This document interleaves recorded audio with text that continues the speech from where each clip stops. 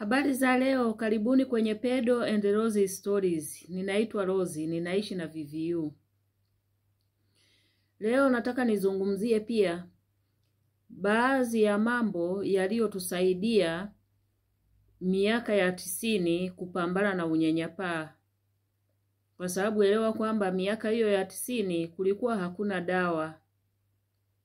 Lakini kuna baadhi ya mambo au sheria au vitu ambavyo viliweza kutusaidia kuweza kuishi na kupambana pamoja na unyanyapaa.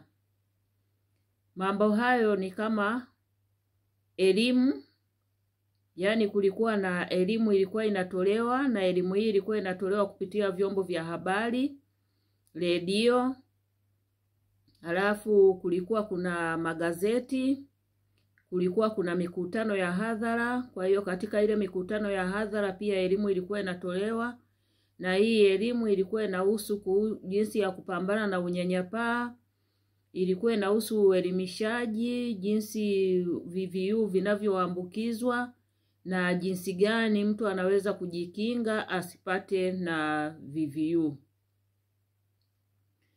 Pia kulikuwa na viongozi wa dini na viongozi wa kijamii. Niweze niseme tu kwamba ninawashukuru sana viongozi wa dini na viongozi wa jamii. Kwa kweli waliweza kupambana sana katika kuelimisha jamii. Kwa sababu elewa kwamba ile hali ya kwamba ukimwi au mtu akigundulika na ukimwi basi ni adhabu kutoka kwa Mwenyezi Mungu. Unaona? Kwa hiyo viongozi wa dini waliweza kupambana sana na hii imani potofu kwamba ukimwi ni laana au ni adhabu ya Mungu. Unaona? Kwa hiyo waliweza kusaidia sana katika kupambana na hii hali ili kuondoa unyanyapaa na kuondoa ubaguzi. Halafu pia watu maarufu walijitokeza. Watu kama wanamichezo, wanamuziki, wanasiasa. Kwa hiyo kama ni wanasiasa kwenye zile kumbi za mikutano yao ya siasa, na wao pamoja na kuzungumzia mambo ya siasa, lakini waliweza pia kuzungumzia mahabari za ukimwi, jinsi unavyoambukizwa, jinsi mtu anavyoweza kujikinga, yani kuondoa zile hali za unyanyapaa. Unaona, imani potofu. Wanamuziki pia waliweza kuimba majukwaani, wanamichezo, hawa wote ni watu maarufu ambao pia walijitokeza hadharani na kuzungumzia ukimwi. Halafu kulikuwa na NGO. Hizi NGO zilianzishwa. NGO ni mashirika yasiyokuwa ya kiserikali. Zilianzishwa miaka ya 90, zilianzishwa NGO nyingi tu kuweza kusaidia watu wanaoishi na VVU au wenye ukimwi, kwa sababu wakati huo kulikuwa hakuna dawa. Ninazungumza hivi vitu ili vijana ambao wamezaliwa miaka ya 90, miaka ya 2000 waweze kuelewa, kwa sababu wamezaliwa wengine tayari dawa ART imeisha kuwepo. Kwa hiyo ile historia ya nyuma hawaelewi. Kwa hiyo najaribu kuwapa picha ili waweze kuelewa hali ilikuwaje miaka hiyo ya 90. Unyanyapaa ulikuwaje, hali halisi ilikuwa namna gani. Watu ambao wameishi tangu kipindi kile mpaka sasa hivi waliweza kupambana na unyanyapaa kwa njia zipi. Unaona? Waliweza kumudu maisha namna gani. Kwa hiyo ndo maana nakuja kuzungumzia vipindi tofauti ili vijana waweze kujifunza.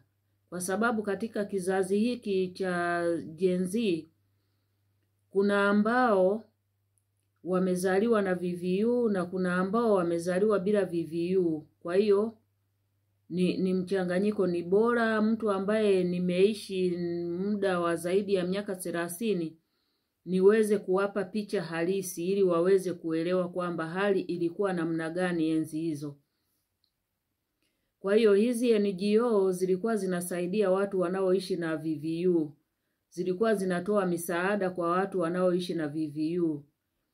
Haya ni mashirika kama nilivyokwisha sema, mashirika yasiyokuwa ya kiserikali. Mfano nchini Tanzania nakumbuka kulikuwa na Shidefa, ilikuwa pale Kariakoo, bado ipo mpaka sasa hivi. Kulikuwa na Wamata, ilikuwa pale Mikocheni, bado ipo, sina uhakika. Kituo ambacho nafahamu bado kipo mpaka sasa hivi ni Pasada, na Pasada imeisha kuwa kubwa, imeisha kuwa na matawi. Zamani kwa Dar es Salaam ilikuwa iko pale Chang'ombe ndani ya kanisa la Roman Catholic opposite na kituo cha polisi Temeke. Hii bado ipo mpaka sasa hivi kwa sababu ninafahamu watu ambao wanafanya pale kazi wakitoa ushauri na saha. Halafu kuna sheria na haki za binadamu. Enzi hizo kwa sababu kulikuwa hakuna sheria za kuwalinda waathirika ili kupambana na unyanyapaa. Kwa hiyo ilibidi nchi mbalimbali zianze kutunga sheria za kuwalinda watu wanaoishi na VVU au waliopata ukimwi ili waweze kupambana na unyanyapaa au ubaguzi. Halafu kulikuwa na matumizi ya sanaa na utamaduni. Na yenyewe pia ilisaidia, unakuta kama kucheza ngoma, kama drama, hivi vitu vyote vilikuwepo kwa ajili ya kumtoa elimu, kuielimisha jamii iweze kujua ukimwi ni nini na VVU ni nini. Elewa wakati ule ilikuwa mtu ukishapata tu maambukizi moja kwa moja wewe unatambulika kwamba una ukimwi. Hata kama hujaumwa, hata kama hujaonyesha dalili zozote zile, wewe unatambulika una ukimwi.